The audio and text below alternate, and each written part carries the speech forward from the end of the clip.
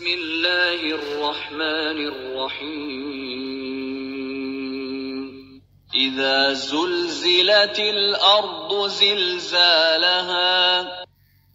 وأخرجت الأرض أثقالها وقال الإنسان ما لها يومئذ تحدث أخبارها بأن ربك أوحى لها